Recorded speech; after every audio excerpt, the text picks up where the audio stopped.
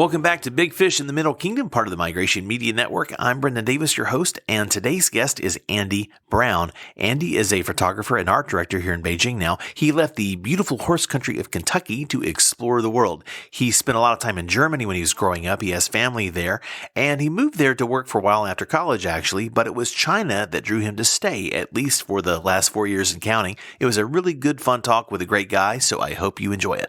In announcements today, I will be doing a shorter than usual side dish this Friday, a solo one again, to finally announce and give you some details about a pretty great event that I've been lucky to help create and I'll be speaking at. That's happening on December 13th here in Beijing. So that's a week from tomorrow as I'm actually releasing this show. It will be a tight and high security guest list, but if you're in Beijing and would like to attend, I'll have a link for signups and some more information on Friday. Now, I'll give you one more hint. I just mentioned high security. The sign up link is going to be via the events team at the U.S. Embassy in Beijing, which is pretty cool. So I'm going to need to dress up a little bit, but I don't want to spoil it, so I'll give you more information on Friday. Also, a quick reminder that this week's Big Fish in the Middle Kingdom is sponsored by the Complete Podcasting course on Udemy. I created this course a while ago because a lot of people have asked me for help with their own podcast, and as happy as I am to do this normally, there just aren't enough hours in the day for me to accommodate every request individually. The link is in the show notes for this episode, or you could just search for the Complete Podcasting course with Brendan Davis, and you should find it. There are lots of free preview videos on udemy.com, plus a course outline, so you can see what you're getting before you purchase it. And they were running a holiday sale as I record this. I just checked the website a little while ago. So it's only the equivalent of about 10 US bucks right now. And that is as cheap as it gets. So please check it out. And as a special offer to Big Fish in the Middle Kingdom listeners, if the course is not still on sale whenever you happen to hear this podcast or in the region you're living in, contact me via any of the channels, including the form on my website, crazyinagoodway.com, and I'll send you a friend of the show coupon to get it for the same sale price that's running right now. So that's only 10 bucks roughly. It's normally 200 US dollars. Although, frankly, they never sell them for that. They have you do a list price and then they sell them for 10 or 20 bucks all the time. So get it while it's cheap. Or if you know someone who wants to start their own podcast or should do a podcast, give it to them as a gift. It makes a great and very, very easy stocking stuffer for people on your holiday list. So thanks a lot. And one last note is that Big Fish in the Middle Kingdom is also sponsored by my daily show with Ying Li called How China Works. It is a fun and informative daily dose of China West power nuggets designed to help make you China smart and to help Chinese people who are going global. We cover basically everything you need to know, from the different norms in business meeting etiquette to finance, dating, drinking culture, and much more. Please check out HowChinaWorksPodcast.com for more info, or just search How China Works wherever you're listening to this show right now. And please listen, rate, review, subscribe, and enjoy it if you do. All right, thanks a lot. Now back to this show. Please enjoy my interview with Andy Brown.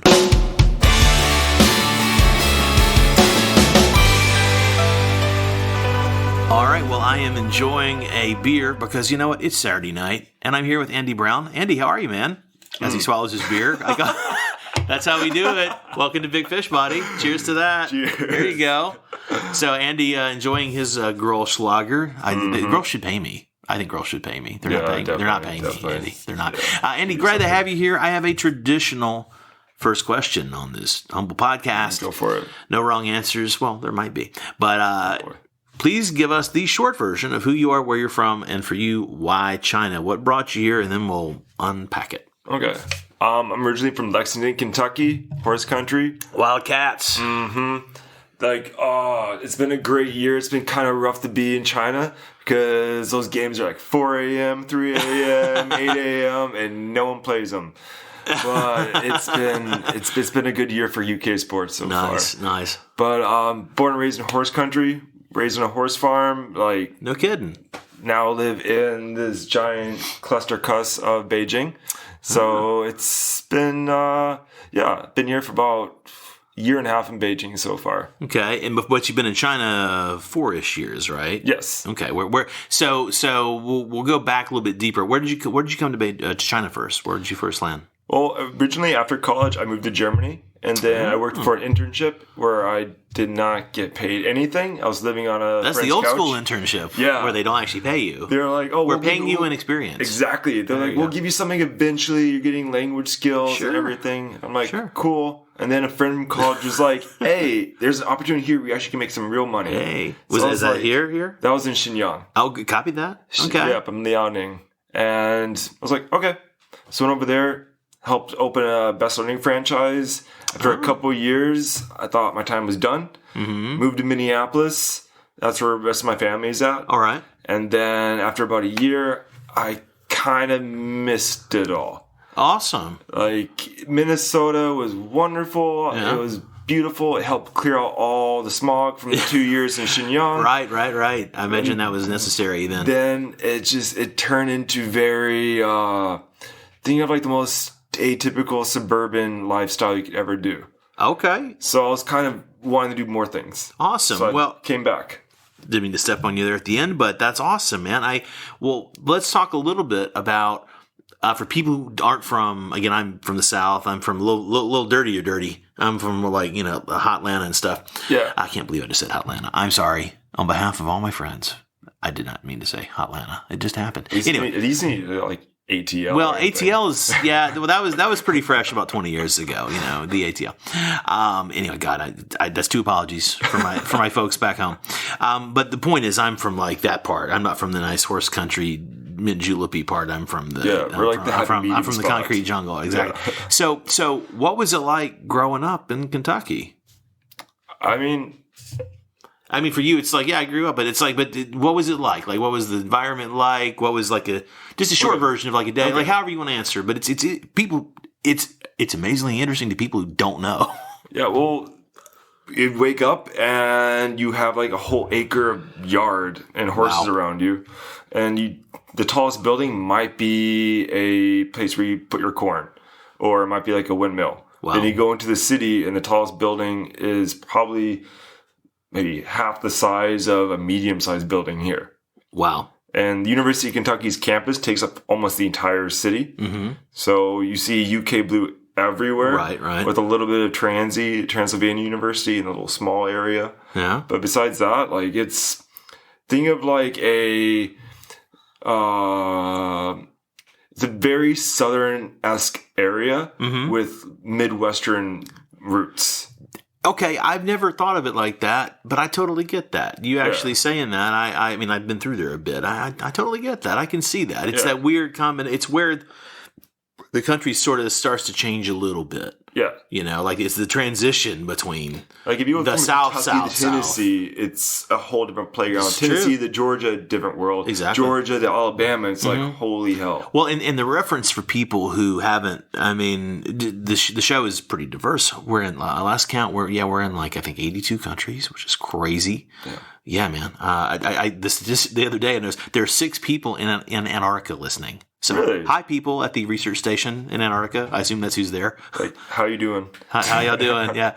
But so people who don't know the area, the South is kind of like you think of like Western Europe. Those countries there. I mean, actually, the states are bigger than some of the European countries, and quite often the case. Yeah. So the idea, I mean, Georgia, Alabama, Mississippi, just every single state from one to the other it's almost like a new country in a way, once you get to the heart of one to the heart of the other one. Yeah. So where you're from that's an interesting place. But I mean, people think of it as horse country. Yeah. Were you, I mean, you were kind of around it. How did that, how were you as a person, like how you are, how you're wired and stuff? How did you relate to that environment, and what prompted you to explore? What prompted me to explore were my parents.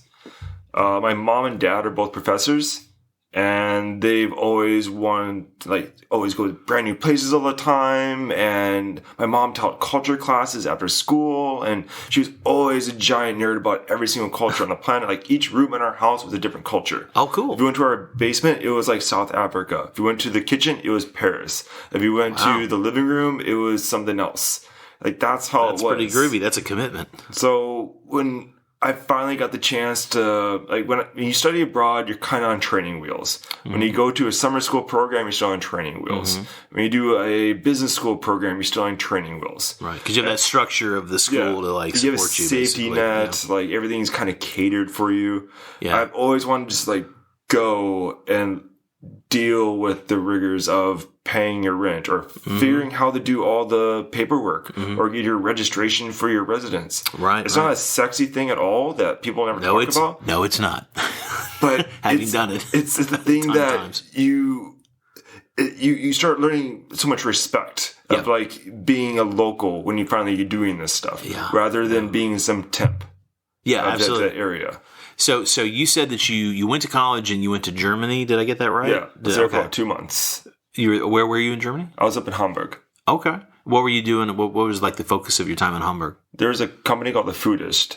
It was a company that basically they would sell curated food goods and ship them to like people who subscribed. Oh, the Foodist. Yeah. Oh, cool. All right. So you did that like as an internship sort of thing, you said? Yeah. Like one of my best friends in Germany was working for them, and I was like, "Hey man, can I do something?" He's like, "Yeah, we'll give you an unpaid something." Okay, but so you stayed on your friend's couch and got to go and do the thing. Yeah, and after a couple months of just fun, quickly going away. Yeah, my understanding of Germany is, I imagine the money didn't last. Whatever savings you brought over, it's like watch that deplete. It was very minimal at the very beginning, anyways. Yeah. And then my friend was just like, "Hey, here's opportunity here." I was like, "Okay, cool." Student loans and wanting to not live on a couch. So that's a great motivator. Cool. So go east, young man. Yeah. So you got hooked up with this gig. Came to Shenyang, helped work, open a school there. Yeah. And I know we're jumping ahead slightly. I know that you have a gig working for a school here. The education thing specifically, I know you kind of seems like you happened into that, but that's what you're doing now too, in a different role. I mean, you're not teaching per se, you're doing another job, but do you like the education field? Is that something that you... Or is that just kind of a coincidence? Well, I've just started noticing it's kind of just built into my entire family. Okay, yeah, because the parents being professors. I didn't know that when you told me the pregame of this. I didn't know your parents are professors. And my sister's a professor as well. There you go. And then her husband is a teacher, and there's like 4 or 5 other teachers in the family. So maybe you're genetically probably going to put the camera down and start teaching photography stuff to the kids. So what your current job? You're art director at VIP Kids, right? Correct. Yeah. Nice. And how long have you been doing that? I moved over officially starting on Monday. Oh, so that's a new job. Yeah, I was over as a senior copywriter, and then finally I was like, I had some other offers in Shanghai, and said I want to do what they're offering me. Nice. And so VIP Kids found me a spot. Same company? Yeah. Okay, so you stayed at the same company, new job. And I'm really excited because they moved me close to my house. Oh, great. And I have a 12-year-old Cocker Spaniel. So now I can go see him during lunchtime and take him out for walks. Nice. The other office is like a good 45-hour commute away. 45 hours is 45 minutes. That's a pretty big commute. Yeah. That's like 45 hours is... Well, when I come home and see Barney, he's like sitting there like, I've been here for 13 hours and I'm going to go back to bed in 1 more hour. Wow. Yeah. So I'm excited to actually be close. Nice. So you went 45 minutes, of course, but feels like 45 hours to poor Barney. It does feel like that sometimes. Dude. Yeah. So, awesome. So in your job, well, you just started it. I was about to say, like, what's it like? You're like, I've been doing it a week. Yep. New office, new responsibilities. Yeah. Yeah. Like we're doing this thing called a virtual field trip where we're traveling all around the world showing like the people, like the students who are on the VIP platform, these new places around the world. Rather than paying like Nat Geo or all these like third parties to do this, we're just doing it ourselves. Oh, cool. So, because you get to travel, you're going to travel a lot with this. Yeah. Yeah. So, nice. And I'm going to Taiwan in about 2 weeks. I'm going to Shanghai next weekend. Dubai in January, and then we have a couple other things all lined up. That sounds like a lot of fun, and I know you like a lot of stimulation and adventure. We were talking beforehand. So what's it like for you living in Beijing? So China in general, Beijing specifically, is way more your speed, you were telling me. Yeah, like I have ADHD, so to me, when I was back in Kentucky, everything was very slow. Yeah.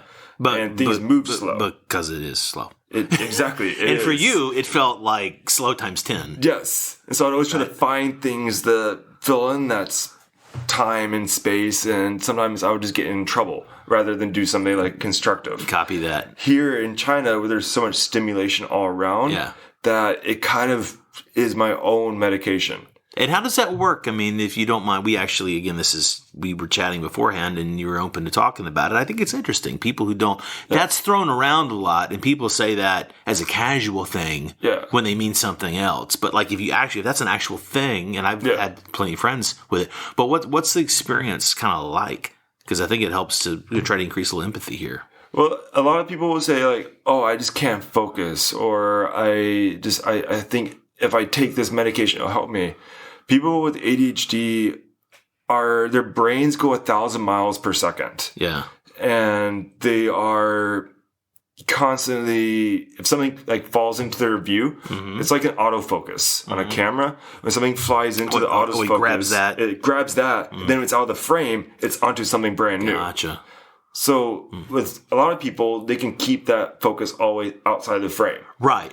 For us, it stays in that frame. I see. So the very second it's gone, and we're looking at something else. Yeah, and so it's really hard to connect the dots from A to B to C and have a through line. And so jobs that require that kind of thing are probably a challenge and conversation. Like I imagine, like macro discussions are easy. When it comes to like micro detailed stuff, we get lost in the details. Of step 1 through 83, you're like you lost me at 4. Exactly. Yeah. Like a fourth. Like why can we make this 4 steps? Can it be 4 steps? Maybe. Yeah. Exactly. Yeah, or just jump all the way to the end. Well, and. You know, we were sort of saying that it's with the challenge there come unique kind of, I mean, maybe it's not your word. I feel like blessings or whatever. There's like unique benefits to this too. How would you say it benefits you being a photographer and being into the things you're doing visually? Because you have to make quick decisions. You have to have a fast eye to be a good photographer. Yep. So that seems like a well-matched profession from my point of view. Yeah, definitely. Because, and also, you tend to not really care as much about like what people are thinking as much as you're just so focused on making this beautiful scene. And so if anyone ever comes up to you and goes, oh, why are you taking a photo? And be like, this is beautiful. Like, you're not looking at it in any other way other than like you're trying to make art. Or you're just like you saw something and you just want to capture that at all costs. And some people will be very affronted by it. But to me, it's not. I'm not doing anything personal or whatever. I just think that's an incredible scene. I want to capture it. And I like that angle. I like that light. I like that whole like face complexion. That's what I'm looking at more than anything else. So you notice all of these bazillion little details flying by. Yep. And when you see the interesting thing, you can kind of zoom in on, you can literally zoom in on or whatever, but you can capture that in a moment because you see that special thing that makes it interesting. Is it telling tales to say that you have your Getty card? Yeah. Is that telling tales out of school, or can we say that? Do I need to edit this out? Okay, then I'm not going to edit it out. That's fine. So you're a Getty contributor. Yeah, that's pretty sweet. Yeah, like I see all the other photographers who are in Getty. That's a good thing. That's a mark of you know what you're doing. Well, initially I sent a thing out to be like a grant. Get a grant from Getty, and it did not fit to what they're wanting for that one specific grant. Okay, that one already was moved on to like a next year. So they gave me like a little trial period where they gave me some photos that they wanted me to find and They gave you some briefs of do this, do that, do that. And I thought like this is a great opportunity to see if I'm actually good at this shit or not. Yeah. So did my work, like went out all the time taking photos, and just it was just fun. Like I didn't even like think about it as much. It was just fun. And during that month I went from basically having nothing to having almost everything, because I went from having like 200 followers on Instagram to nearly 2,000. I had a photo going on Fujifilms on their magazine. I got other things, and I was just like, cool. Nice. Well, I mean, you're not in it for the fame, but it's nice when people respect your work, respond to what you're doing. When you're working in that's validation. Yeah, exactly. Yeah, I want people to listen to this. Yeah. I want people to please like, please rate, please share, please subscribe. Tell me you love it. Tell Andy you enjoyed hearing us talk. Please do that. Yeah, seriously, it means the world, man. It's great. I mean, I'm not making this cost me money. I'm not making money from this, you know. Yeah, because that's the big thing about anyone who creates anything. As much as you want, like, oh, that's so cool. It's nice knowing that other people think what you're doing is actually decent. Because in the back of your head, you're thinking to yourself, is this shit or not? That's the well. There's the book, The Artist's Way. That's the artist's dilemma. What you just said. Yeah. It's like, is this any good, or am I just kidding myself? Should I just not am I just do kidding myself? this? Should I have really gone to law school, or Yeah, or whatever friends are other like, options that's you really have? good, and you're like, are you just saying that because you're my friend? And you don't want to hurt my feelings, like. At a certain point, your friends are not going to do that. So this is the advantage of age. I'll tell you. At a certain point, your friends will be just like, dude, what's up with that? Yeah, I love this field. Yeah, I can tell. Yeah, you're all glowy talking about it. Yeah. I don't know. I did from computers to architecture to law to business, and I'll stop tapping the That's table. cool. He got my sign language. That's the one thing I can't control. Well played, man. Fist bump. There we go. Sweet. So yeah, we'll mention that you had your background. You said it was architecture and computer, because he was telling me, audience folks at home, we were talking about routers, and I was talking about why does my internet suck? I have the best service you're supposed to have, and he had the answers, but unfortunately my firmware on my router is all Chinese. There's no English, so we can't do anything. But he was explaining how he's optimized his system, and I'm like, yeah, I wish I could just have you do that right now. Yeah. Unfortunately, but so you know how to do all that stuff. Well, I think it's great to be a collector of information. I couldn't agree more. Because as much as I am not doing anything that has to do with any of those things right now, Yeah. I can still get into conversations with people who are about this and understand what they're talking about. Mm-hmm. So if I ever have to do a video or a photo, I can break down that barrier of going like, when you hear those big words, you're like, oh my gosh, rather than be like, oh no, what about this other version of it? Mm-hmm. And it kind of breaks down barriers and makes people more comfortable with you. Yeah. And so, like, I've studied, like, meteorology, law, architecture, computer software programming, hardware engineering, and business marketing, advertising, writing, to the point that I'm happy. I'm satisfied. Well, I think there's a lot to be said for being this isn't your phrase, so this is not a bad thing I'm saying, but to put this to be a well-rounded generalist. I mean, there used to be a focus back in the olden days, and there was more of a classics, and you're supposed to know Latin and Greek, and to be like the well-educated person, you knew all these crazy things we don't study now.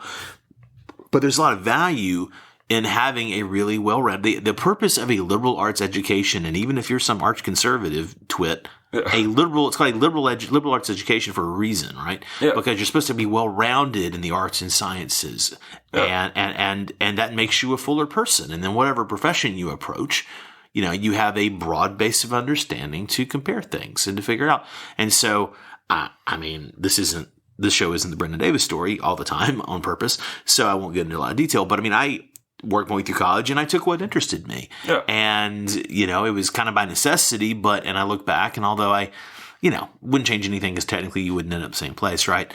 And I like being where I am now. But reality is that, the crazy adventures, I mean, I have enough credits. If I had them all lined up the right way, I'd have a triple major. Yeah, exactly. And a graduate degree probably in terms of hours of college. But that's a little off the plot. But just to say that I can relate to that. I mean, I do have my degrees in film, and my primary thing is working in film. But that's meant eight different things. Yep. Since I've been out of college. So it's good to keep on, because when you're constantly learning brand new things, it's like being on your toes. Mm-hmm. It's like the equivalent of, it's an NBA basketball player. Does he just pick up a basketball once every week and shoot? And right. He does it every single day. Mm-hmm. So when you're constantly learning something every single day, you keep that brain focused and fresh. Absolutely.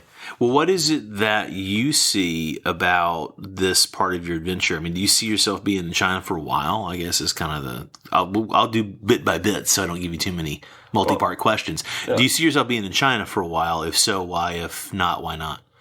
It's very much I told myself constantly, I'm currently 27. Okay. And I told myself 30 is the year that I say either long term or I move. Okay. Because at 30, I would have been in China for 7 years. Mm-hmm. And That's a minute, yeah. I'd be curious to see what other places are like. Right. Like, I feel like I've done everything I possibly could. I've hustled my ass off. China is a great place to come and learn. Like, there's so many skills that you can get here that, like, if you're back home in the States, you kind of have to deal with all of the nuances and the small details. China is a place where if you can do it, prove it. Once you prove it, you get more. Yeah. Totally. And it's a very simple 3-step process. There is no like, well, we might have to talk for a little bit and do this. No, it's like, okay, I like your stuff. Let's try it. Nice. Like they don't have time to waste here. Yeah. Like my very first, when I came to Beijing, I bartended. And from there I networked and started working at Microsoft. And I was there for about 3-4 months inside the actual building, and then for a year of freelancing. And then I moved over to a company called lightinthebox.com, where I moved from their managing editor to their creative director. All because of doing one video that I thought I was going to get fired for. Okay. Because it was, when I watched it, it was cringeworthy I thought it was. Okay. But also might just be me hating my own stuff. Okay.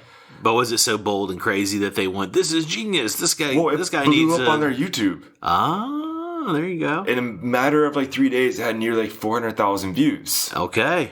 And I'm sitting there like, how? Yeah, that's awesome. And they're like, let's give him another one. Yeah. And another one blew up. And then we kept on doing more and more and more and more. And I had to leave the company because they weren't able to give me a proper visa. I see. But if the mechanics of the business could have worked out, you might still be. Yeah. Because you found a good groove with that, it sounds like. Yeah, it was just that constant thing. And one of my favorite parts of the entire company is when I got moved to creative director, some of my people who are now my subordinates, people that I was working over, told me I didn't know how to do certain things. That I couldn't like tell them how to do their jobs. So I took that as a challenge to learn every possible thing I could. So next time we did a shoot, you knew how to do it. Yep. Like I would go into the meeting and be like, okay, we need to do this, and that. And they'd be like, okay, he actually knows what we're doing now. Yeah. And that pushed me to learn to the point that where I'm at VIP Kid. Yeah. Where I can walk in and if I see we're doing a video shoot, I can now picture in my head like what we're trying to do. Right, because you're thinking of the editorial and the whole deal. Yeah. And I can think of like what cameras we need, what lenses we're trying to use for that kind of shot, and like every single thing. I can now think of that because for a solid 3 months, I didn't have a life because all I wanted to do is prove my people that I knew what I was doing. Okay, so you went like hardcore study mode in that 3 months? Yeah, I was like, you got all like wax on, wax off. Oh, it was like... YouTube you every single day. Nice, like YouTube you, wonderful. Awesome. Yeah, because once everyone has confidence in your ability, that makes the whole creative process easier. If everyone sits there and looks at you and goes, "Oh, well, I can do a better job than you," yeah, that's not sustainable. It makes things conflict in the office. Yes, that would be bad. That would be a bad thing. Yep. And also, one thing I also learned was just trust the people that you're working over. Like, don't try to micromanage every single detail. This is a skill, and I won't tangent on this much because there's no need to, and it's your show. But it's been a thing that's been I've been mentoring somebody recently who's a full-fledged, experienced human, but new in a certain job that I have experience in and have taught people how to do, and so his job has a lot of responsibility, and so the big part of my teaching is, at a certain point, understand that there are all these people who absolutely know what they're doing, whose job is ultimately to support you. And so as long as you don't have to tell them how to do their job. You have to know what you want, and are you getting it or not? And then to be able, if you can't, just be able to express what it is that you're not getting, and then trust that these people have the skills and the creative ability. They'll be figured out. And so treat these people as partners who are their own captains of their own little ship, And I feel, knock on wood, I feel like that's going to go really well for this guy. And I think that's the right approach, is you have to. Now, it's tricky. I mean, people, I've got a few friends who are screaming, but what if they suck? Well, if they suck, you need to move on. Well, you know, if they that suck, happens it's too. a general consensus more than one person pointing. Oh, that's a good point. Because if one person points and says you suck, well, that's just your opinion. There you go. If you have 100,000 people saying that wasn't good, You might want you actually have basis. you might want to clean that mirror off and take a good look. Yeah. And one thing I also learned was that creative people tend to be the most difficult to work with. Because this can be true. they get very tied up into their own ideas, and they don't think of it from a macro perspective. They get so focused on specific details of their idea that they forget the actual plot. Right. And you have to tell them, like, okay, I love this video idea you're doing, but we're selling this product. Yeah. We're not doing a movie. Right. It's not about it's not about your cool After Effects moves here that you're doing. It's about highlighting that we can read the brand name. Yep. Like, cool, I really appreciate it, but it doesn't do what we need. Yeah. And we as the team. Mm-hmm. And so it's like, basically, if you're on a soccer field and one guy wants to do everything on the field, there's 10 other players around him. Mm-hmm. Like, that's are there? So they're 11 in soccer. I'm not a sports guy. Really? Yeah. Oh, okay. I'm not at anything. I don't follow the sports ball. Okay, well, I get the metaphor though. I was just being a smartass. Oh, I get the metaphor. Well done. Thanks. Wow, you look actually got. Yeah, I know there are 11 guys in soccer. I thought there were 11 guys in soccer. Yeah. That was just a jumping off point. I get the metaphor. So yeah, you have to be a team player. Yeah, and that's sometimes hard with creative people because their idea is their idea. That's what they think. Well, let's take that stream of thought and let's channel it into a little more China talk, a little more hashtag China talk as we sort of begin to sort of think about putting the landing gear down. In terms of you and your interesting way of being wired and looking at the world and working, how is it for you? I mean, again, China itself sounds like a good fit for you. How is it working? And I don't know how fluent you are, things like this. Like, how is it for you, like working here in this environment? What's that like for you? Is it a really good fit? I mean, you're thinking maybe long term, so maybe so. But yeah, what's it like? Is it a good time for you? Or is it a good fit? There's some bureaucratic stuff that just happens because that's just the nature of the environment. Because they can't help it. It's just the systems that are put in place, and a lot of times it's not even the people who want it. It's HR, right? And that's how HR is structured. Sure. So everything is very regimented in those parts where it has to be this. But there's also a layer of gray area where people just do it, or they'll agree to it and just not officially put it in until it's done successfully. Then they'll officially put it in. I have no idea what you're talking about. I know exactly what you're talking about. That tends to be a kind of a routine thing sometimes. Pretty much. And in terms of... I don't deal with that so much, but I've heard tales. Yeah. In terms of the fluency part, VIP Kid is forcing me to learn Chinese because there are 110 people in the art department. Only one doesn't speak Chinese fluently, and it's me. Wow. And you're an art director. Yeah. Okay, so got to step up really, really try. Well, that's cool. Have you put a little muscle into, have you leaned into studying before? Or is it like a new thing?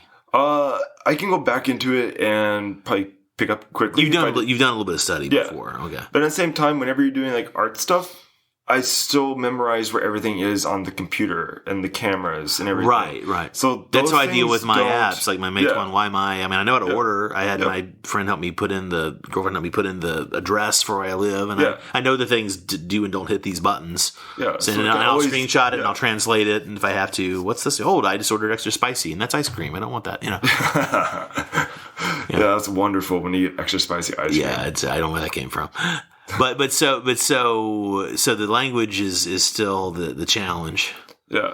Well, so there's also still, when I was even at Light in the Box, there was an element of you can still explain yourself without actually being completely fluent in each other's language. True. Because you're both trying to do the same thing, and if you're just using hand gestures or body language or just like you can just draw it out. Right. And this is where I started learning how to draw, because when I couldn't tell them exactly what, I would just go on a giant whiteboard and draw it storyboard. Nice.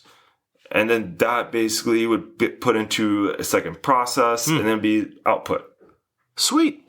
And so these are all, like, as I said earlier, China forces you to learn skills that you didn't think you had to learn.